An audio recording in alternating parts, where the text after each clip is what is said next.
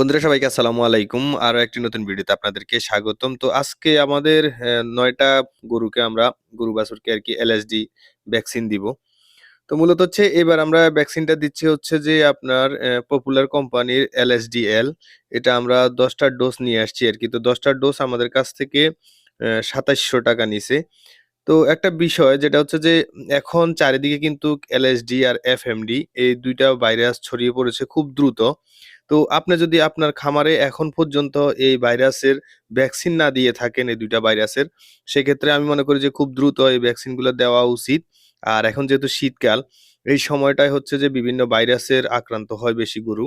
তো আমরা মূলত হচ্ছে যে ১০ টা যে আমাদের কিছুদিন আগে যে পাবনা থেকে ৩ টা গাভী নিয়ে আসছিলাম, এই গাভীটির সাথে ৩ টা বাছুর, আর এরপর হচ্ছে যে আমাদের খামারের ২ টা বাছুর। আর এর আগে আমরা আমাদের খামারের আরো ২ টা বাছুর এগুলো আরকি যেগুলো আগে দেওয়া হয় নাই।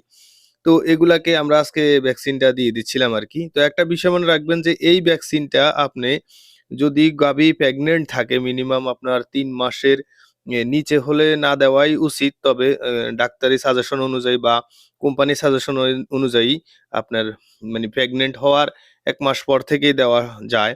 আর আরেকটা হচ্ছে যে আপনার গাভী যদি বাছুর দিয়ে থাকে, সেক্ষেত্রেও মিনিমাম আপনার ১ মাস ৪০ দিন ১ মাস বা ৪০ দিন পরে আপনি এই ভ্যাকসিন করতে পারবেন।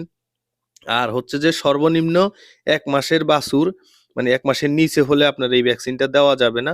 ১ মাসের উপরে হলে এই ভ্যাকসিন আপনি দিতে পারবেন। আর প্রত্যেকটা বাছুর বা গাভীর জন্য ডোজ হচ্ছে যে আপনার বড় ছোট যেটাই হোক ২ মিলি করে। তো আমরা ২ মিলি করে সবগুলাকে দিয়ে দিছি আরকি। তো একটা কথা মনে রাখবেন, আপনি যদি খামারে সফলতা অর্জন করতে চান, সেক্ষেত্রে আপনি টাইম টু টাইম ভ্যাকসিন দিতে হবে। আর এলএসডি কি পরিমাণ যে সমস্যা বাংলাদেশে ১৭ সাল থেকে শুরু হইছে, সেটা আমি মনে করি যে যারা গরু পালন করেন তাদের অজানা না আরকি। আর সবচেয়ে বেশি ক্ষতিগ্রস্ত হয় হচ্ছে যে বাছুরকে নিয়ে।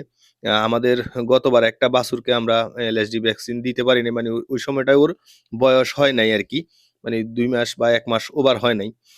এ কারণে ওকে আমরা ওই সময় ভ্যাকসিনটা দিতে পারি নাই। তো পরবর্তীতে আমাদের সবগুলা গরুই ছিল ভালো ছিল আরকি। ওই একটা গরুর বাছুরেরই আপনার এলএসডি হইছিল গত বছর। আর এর আগের বছর ওই একটা বাছুরের হয়েছিল এরকম আমরা। ওটারও বয়স হয় নাই দেখে দিতে পারি নাই আরকি। তো যাই হোক এবার আমরা মোটামুটি আমাদের অলরেডি ছোট বড় টোটালি ৬ টা বাছুর আছে আরকি। ধরেন যেগুলার বয়স হচ্ছে যে আপনার ৩ মাস এখনো ওভার হয় নাই। আর একটা হচ্ছে যে ১ মাস মোটামুটি ওভার হইছে। তো এগুলাকে আমরা দিয়ে দিছি। আর বাকি আমাদের ২ টা বাছুর আছে এগুলা এখনো ১ মাস ওভার হয় নাই। তো এগুলা ছাড়া আর মোটামুটি আমাদের আগের পরের যতগুলা গরু আছে সবগুলাকে আলহামদুলিল্লাহ আমাদের ভ্যাকসিন দেওয়া শেষ হয়ে গেছে আরকি। তো একটা কথা মনে রাখবেন, আপনি যত কিছুই করেন বা খামারে যদি লাভবান হতে চান সেই ক্ষেত্রে অবশ্যই আপনাকে মানে একেবারে টাইম টু টাইম বা মানে সঠিকভাবে আপনাকে ভ্যাকসিন দিতে হবে। কারণ যদি আপনি ভ্যাকসিন যদি না দেন সেক্ষেত্রে আপনি বিভিন্ন সমস্যায় পড়বেন বা পড়তেই হবে। কারণ হচ্ছে যে এলএসডি আর হচ্ছে যে এফএমডি এই ২ টা যদি আপনার খামারে হয়ে থাকে সেক্ষেত্রে আপনার ধ্বংস অনিবার্য। তো সে কারণে হচ্ছে যে ভ্যাকসিন দেওয়ার ব্যাপারে কোনোভাবেই কৃপণতা করবেন না ভাই। অনেকে আছে যে ৳১০ বাঁচাইতে গিয়ে মানে ভ্যাকসিন দেয় না, যে চিন্তা করে ভ্যাকসিন না দিলে কি হবে? কিছু লোক আবার এমনও বলে যে আমি আমার কোনো গরুকে কোনোদিনও আর মানে কোনো ভ্যাকসিন দিব না।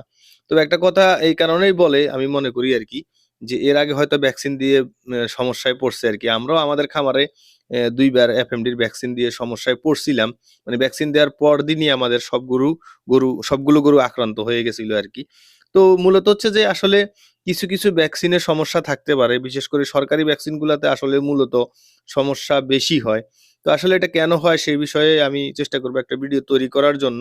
আর আগেই আমার একটা ভিডিও আছে। আমি এই বিষয়ে একটু জানানোর চেষ্টা করছি আপনাদেরকে আরকি যে সরকারি ভ্যাকসিন কেন দিবেন না আর কি কারণে সমস্যা হইতে পারে। আমি বলতেছি না যে সরকারি ভ্যাকসিন একেবারে খারাপ। কিন্তু সরকারি কিছু কর্মকর্তার কারণে আসলে মূলত আমরা খামারিরা আসলে বিপদে পড়ি আরকি। ভ্যাকসিন যে খারাপ সেটা না। তো আশা করি যে এই পর্যন্ত দেখে থাকলে বিষয়টি ভালো লাগছে। আর অবশ্যই শেয়ার করে দিবেন যাতে অন্য খামারিরা যদি মানে এখন পর্যন্ত ভ্যাকসিন না দিয়ে থাকে, যাতে ভ্যাকসিন দেওয়ার জন্য উৎসাহিত হয়। ভিডিওটা অবশ্যই শেয়ার করে দিবেন। আর বিপদ আসার আগেই মানে মোকাবেলা করা উচিত। তো ভিডিওটি এই পর্যন্ত দেখে থাকলে অবশ্যই একটা লাইক দিয়ে দিবেন আর শেয়ার করে দিবেন। দেখা হবে অন্য কোনো ভিডিওতে অন্য কোনো বিষয় নিয়ে। আজকের মতো এখানে বিদায়। আসসালামু আলাইকুম ওয়া রাহমাতুল্লাহি ওয়া বারাকাতুহু।